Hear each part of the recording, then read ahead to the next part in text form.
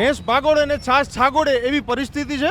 હજી કોઈ ચૂંટણીનો માહોલ નથી, અમારી કોઈ ચૂંટણીની તૈયારી નથી। અગ્નિકાંડ હરણીકાંડ બધા પીડિતોને ન્યાય મળે એના માટે યાત્રા કરી રહ્યા છીએ। મોરબીથી ગાંધીનગર 300 કિલોમીટર, બધા સપોર્ટ કરજો હો વડીલો, હાથ જોડીને વિનંતી કરીએ કે ભારતીય જનતા પાર્ટીનું શાસન નિષ્ફળ નીવડેલું છે અને મોરબીને તમે નરકાગાર બનાવેલું છે। ગુજરાત પ્રદેશ કોંગ્રેસ સમિતિ દ્વારા જ્યારે ગુજરાત ન્યાય યાત્રાને લઈને એક જોરશોરથી અત્યારે હાલ તૈયારીઓ ચાલી રહી છે, ત્યારે અત્યારે હાલ આપણે મોરબીના રવાપર રોડ ઉપર છીએ। રવાપર રોડ ઉપર તમે જોઈ શકો છો કોંગ્રેસના અગ્રણીઓ, કોંગ્રેસના આગેવાનો, એ પછી મોરબીના હોય તો પણ ભલે, અને જિગ્નેશભાઈ મેવાણી પણ અત્યારે હાલ આપણી સાથે જોડાયા છે। ત્યારે આ ગુજરાત ન્યાય યાત્રાને આગામી સમયમાં આપ કે રીતે જોઈ રહ્યા છો? ગુજરાત ન્યાય યાત્રામાં તક્ષશિલા, હરણીકાંડ, મોરબીકાંડ અને અગ્નિકાંડ બધા જ પીડિતો જોડાવાના છે। અમારી એક જ માગણી છે કે પીડિતોની જે માગણી છે સરકાર એનું પાલન કરે।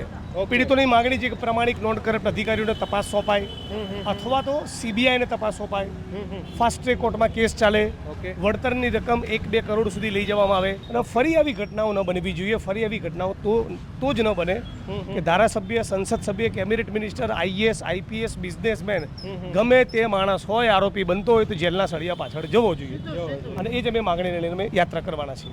ઓકે કિશોરભાઈ, મોરબીની અંદર કોંગ્રેસ આ યાત્રાને લઈને કે રીતે કામે લાગી છે? શું કાંઈ એનો ઉત્સાહ, શું કાંઈ આ ન્યાય યાત્રાના ભાગરૂપે મોરબી શહેરમાં બહુ અમને પ્રજા તરફથી રિસ્પોન્સ મળે છે, અને પ્રજા આ ભાજપના ભ્રષ્ટ નીતિના કારણે પ્રજા ત્રાહિમામ થઈ ગઈ છે।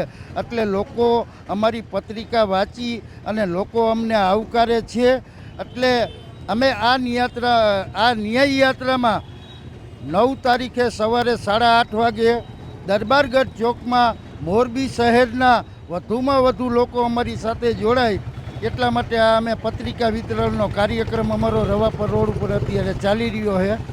ઓકે, એમાં પણ હમણાં ટૂંક સમયની અંદર મહાનગરપાલિકા મળવાની છે, તો મહાનગરપાલિકાને કોંગ્રેસની આ ચૂંટણીને લઈને, ઉમેદવારોને લઈને લોકોની અંદર અત્યારે હાલ તમે ન્યાય યાત્રા રૂપે જઈ રહ્યા છો, તો કે રીતે એ દેખાય છે મહાનગરપાલિકાનું વિઝન? પહેલી વાત તો એ કે આ ન્યાય યાત્રા ચૂંટણીને અનુસંધાને નથી। આ ન્યાય યાત્રા સમગ્ર મોરબી માટેનું નથી, સમગ્ર મોરબી સહિત Rajkot TRP game zone, Vadodara Harni lake, Ahmedabad, Surat Takshashila કાંડ, આ તમામ જે સરકાર આ તમામ કાંડો બન્યા છે એની પાછળ ક્યાંક ને ક્યાંક તંત્ર અને સરકાર જવાબદાર છે। એ જવાબદારી ફિક્સ કરવા માટે અને ગુજરાતની જનતા સામે તમામ લોકોને ખુલ્લા પાડવા માટે આજે કોંગ્રેસ પક્ષ દ્વારા આ યાત્રાનું આયોજન કરવામાં આવેલું છે। બીજો આપનો પ્રશ્ન હતો મહાનગરપાલિકાનો, ભેંસ ભાગોળે અને છાશ છાગોળે એવી પરિસ્થિતિ છે। હજી કોઈ ચૂંટણીનો માહોલ નથી, અમારી કોઈ ચૂંટણીની તૈયારી નથી।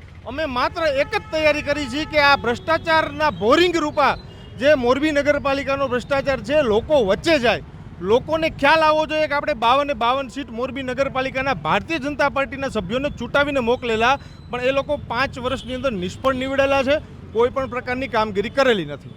બરાબર છે, એટલે ટૂંક સમયમાં અત્યારે ન્યાય યાત્રાને લઈને કોંગ્રેસનું એમ કહી શકાય કે અલગ અલગ સિટીની અંદર, ગુજરાતોની અંદર એક પ્રકારનું જોર અને પકડ ક્યાંક ને ક્યાંક દેખાઈ રહી છે। થેન્ક યુ સો મચ અમારી સાથે જોડાવા માટે। તમે લોકો તમારા Facebook page, YouTube channel, Instagram પર, અને હું હતો તમારી સાથે રવિ બરાસરા।